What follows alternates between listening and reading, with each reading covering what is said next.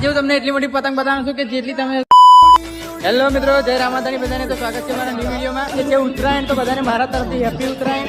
આવી ગયા છે સૈસવભાઈના ધાબે પતંગ ચડાવવા માટે. તો જો બધા પતંગ ચડાવે છે. ઉત્તરાયણનો માહોલ એકદમ જોરદાર છે. દિલ કી પતંગ આપણે આ ખેતરમાં પતંગ લૂંટવા માટે પણ હારી કોઈની પતંગ આગળ પડી નહીં. હવે આપણે જઈશું પાછા પતંગ ચડાવવા ઘેર જ છે. તો હજી તમને એક વાત કહ્યું કે આપણે એક ચેલેન્જ લીધી છે રામાધાની નામથી. 2026 ની પહેલી બીજા તો હજી આપણે 1000 ફોલોવર પૂરા કરવાના છે. બાકી છે આજે 6 દિવસમાં આપણે 1000 ફોલોવર પૂરા કરવાના છે.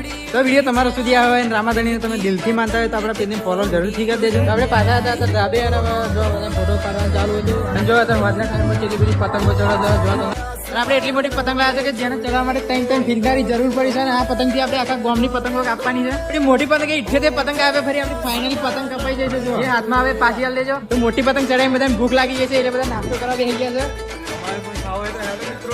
તો મળીએ કાલે વાસી ઉતરામાં. તો આપણને ફોલો સબસ્ક્રાઇબ કરી લેજો. બધાને જય રામ.